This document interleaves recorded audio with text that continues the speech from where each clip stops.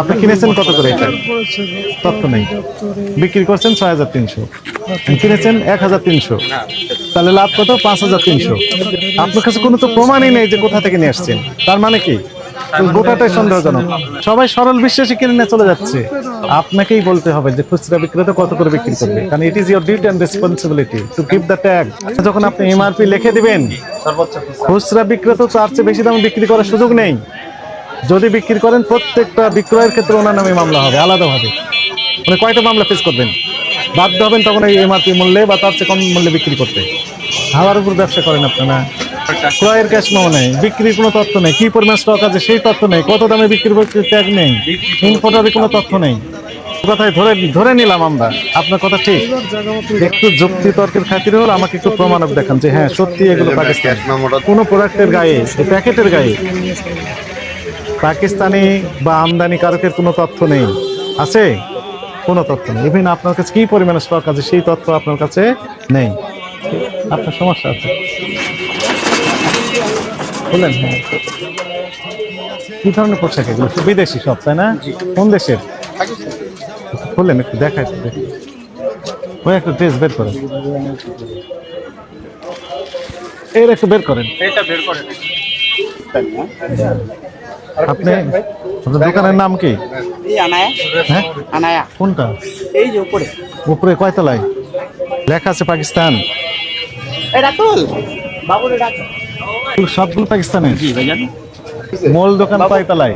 এই ফ্লোরে কর্নারে। চলেন একটু দেখি। এটা খোলা থাক, কেউ নিবে না। এই আপনি কোথায় গেলেন? উনি কোথায়? আসেন। দোকানটা দেখাই দেন। ভালো আছেন? ভালো আছেন? আপনি কয়টা দোকান? একটু ট্রেড লাইসেন্স গুলো একটু দেখান। কয়টা ট্রেড লাইসেন্স আপনার? একটা। নাম কি ট্রেড লাইসেন্স? শরীফ খানানি ইন্টারন্যাশনাল প্রাইভেট লিমিটেড। কোন দেশের ড্রেস বিক্রি করেন?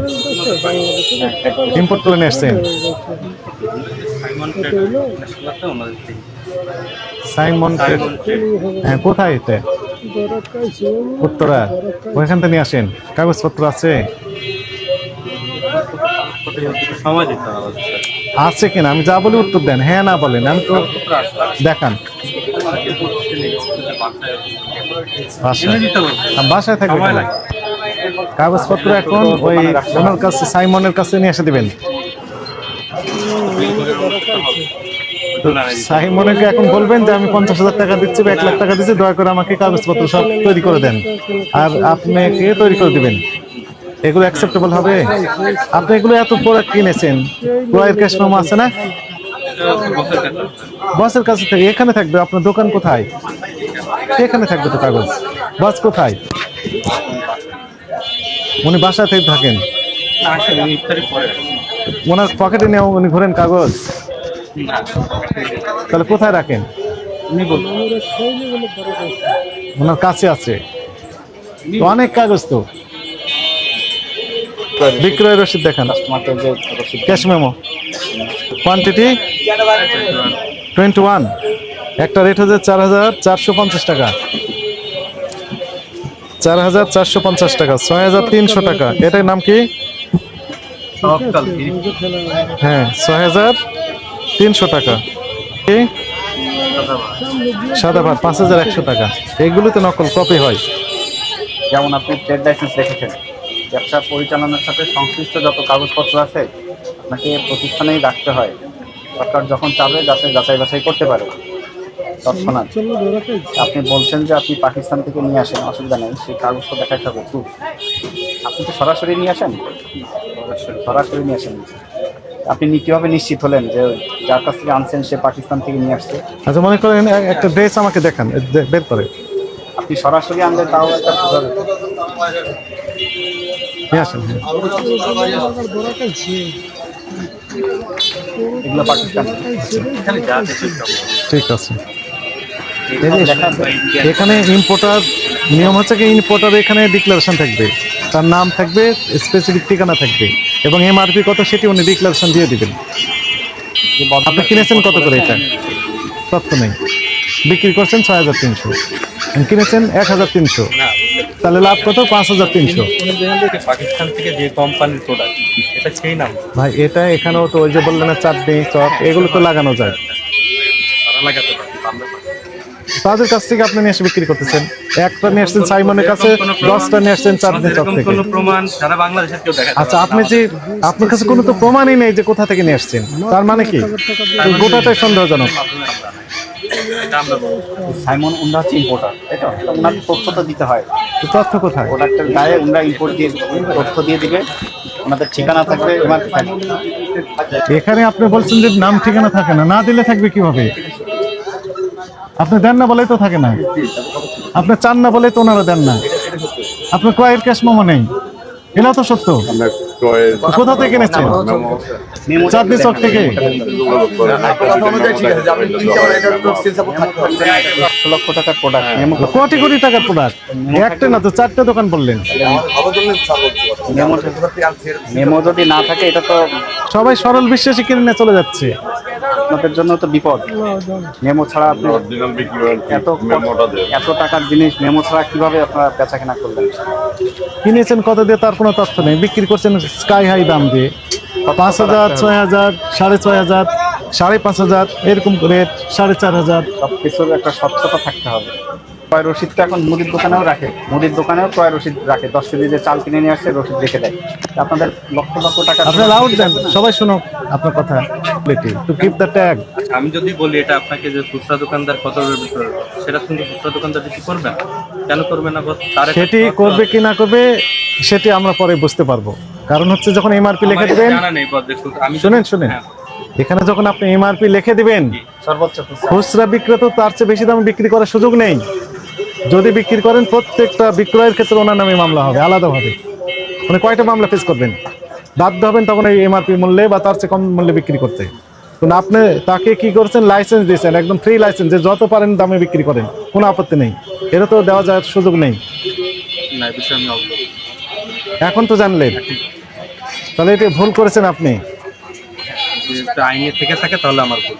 তো আইন না জেনে আপনি ব্যবসা কার্যক্রম শুরু করলেন। আপনি কি বুঝতে পেরেছেন? হ্যাঁ, বুঝতে পারছি। কি বুঝলেন বলেন তো? আপনার মেমো তো থাকবে, আপনার যে আনছেন ওই আনার মেমোটা রাখবেন না, যে কোম্পানি ইম্পোর্টারের কাগজটা তো লাগবে। মাসে 500 পিস বা 1000 পিস বা 200 পিস একটা লট আনেন, ওইটার মেমো সুগল্য তো হয়। তারপর কি পরিমাণ বিক্রি করলো, কি পরিমাণ অবশিষ্ট আছে, ওইটাই। বিস্তারিত তথ্য থাকবে হয়তো তো। 10,000 পিস আনছেন, 8,000 পিস বিক্রি হচ্ছে, 2,000 পিস আছে। ওনারা চাইছে তো এটা সঠিক তো। একটু সময় দিতে হবে, আমরা দিতে পারবো। যে একদিন তৈরি করে একদিন সময় দিলে উনি তৈরি করে মানে দেবেন। ওনার কথা হচ্ছে তো তৈরি করে দেবেন ওইটা এখন। কই, মানে বলতেছে ওই বিলটা কই, আপনারা যে ক্রয় করলেন। কোয়ান্টিটি কত কোয়ান্টিটি আসলো, কত কোয়ান্টিটি আসলো, কত কোয়ান্টিটি বিক্রি হলো, তো সে তো মানে লিগেল কোয়ান্টিটিটা মালটাতে ইনপুটেড মাল। এটা এখানে যে একটা প্রোডাক্ট, যে এখানে বাংলাদেশে যে প্রোডাক্ট করে সেটার একটা লিস্ট থাকে, যে আমি ওই জায়গা থেকে এতগুলো প্রোডাক্ট কিনছি, আর আমরা সেই জায়গায় স্টক লিস্ট দেখাইবেন, এত টাকা আমি ইনপুট করছেন, এত টাকা মাল আনছি। রাইট, সাইমন ট্রেডার্স থেকে মনে করেন 10,000 পিস নিয়ে আসছে, উনি বিক্রি করলেন 20,000 পিস, তাহলে 10,000 পিস অতিরিক্ত কোথা থেকে পেলেন? এই যে চাঁদনি থেকে নিয়ে আসছেন লোকাল। তাই হচ্ছে, আমরা তো কমপ্লেন পাচ্ছি।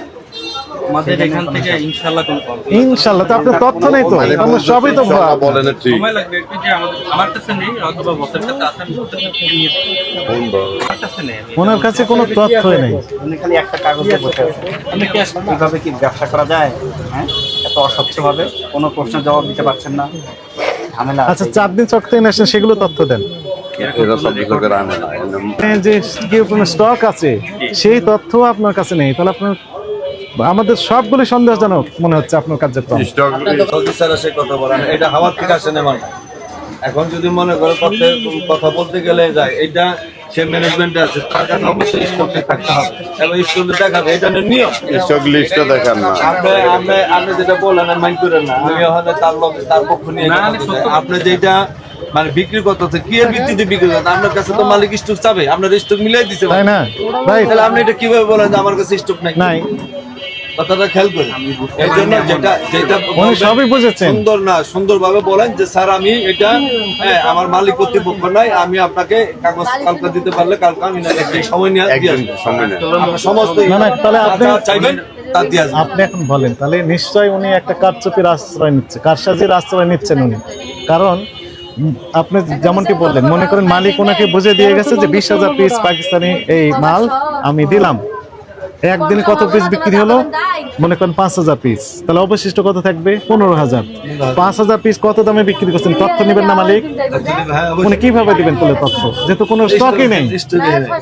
উনি যা বিক্রি করবেন সব টাকা, আপনি তো কর্মচারী, তাহলে সব টাকা নিয়ে চলে যান বাসায়, না মালিককে বোঝাই দেন?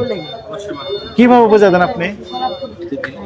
বিল মনে করেন করলেন না 2-4টা, তাহলে বলেন, তার মানে এনার ভিতর সমস্যা রয়েছে। সব আজকে ম্যানেজ করবে, কথা বললে তোলে। তা আপনার কাছে স্টক নাই? তারাও একদিন স্টক সময় তো নাই, নেই, পরে তো দেখান স্টক দেখান, দেখেন। হিসাবে এটা বলে নাই তো। মনে করেন আপনি আনছে 5,000 পিস, তারপর এটার জন্য সময় দিতে হবে। তো লিস্টটা তো আমার কাছে নাই, আমার বসের কাছে আছে, আমার বসের থেকে নিয়ে দিতে হবে আপনাকে। কিন্তু নিয়ম অনুযায়ী এগুলো থাকার কথা ছিল। এমন কোনো ইয়ে নাই যে আপনার জন্য অপেক্ষা করতে হবে বা পরবর্তী দিতে হবে। এটা হলো আমাদের মর্জি, আপনাকে সুযোগ দিচ্ছি। এই সুবাস্তু টাওয়ারের যে অ্যাসোসিয়েশন আছে আপনাদের ব্যবসায়ীদের, চেনেন নাকি? ওনার নাম কি? নাম জানেন কিন্তু চেনেন? উনি তো ব্যবসায়ী, উনিও ব্যবসায়ী, উনি জয়েন্ট সেক্রেটারি। চিনি, ওনার ফেসে তো চিনি। আচ্ছা, ফেসে চেনেন। এখন আপনাদের দুইজনকেই আমি জিজ্ঞেস করি, প্রথমে আপনাকে কোনো প্রোডাক্টের গায়ে, এই প্যাকেটের গায়ে পাকিস্তানি বা আমদানি কারকের কোনো তথ্য নেই? আছে? কোনো তথ্য নেই। ইভেন আপনার কাছে কি পরিমাণে স্টক আছে সেই তথ্য আপনার কাছে নেই। মিলে আপনার কি মনে হচ্ছে, আপনি কি ঠিক পজিশনে আছেন ব্যবসায়ী হিসেবে, না ভুল করতেছেন? হিস্ট্রিতে দেখতে গেলে ভুলই করছি। ভুল হচ্ছে ডিটেলস থাকাটা প্রয়োজন। মানে ডিটেলস না, সিনপসিসও নেই আপনার কাছে, কোনো কিছু নেই, কোনো তথ্যই নেই। আছে? আপাতত নেই। আচ্ছা, দিতে পারছেন না, নেই আপনার কাছে। আপনি এখানকার অ্যাসোসিয়েশনের জয়েন্ট সেক্রেটারি, আপনি এখন বলেন ওনার যে ব্যবসায়ী পলিসি, উনি কি আইন মেনে ব্যবসা করছেন না আইনের বাইরে যে ব্যবসা করছেন? যে নিয়মটা ওনার যেটা বলতেছে এটা তো আইনের বাইরে বলছে। আইনের বাইরে, আইনের বাইরে যাচ্ছে। হ্যাঁ, আইনের বাইরে।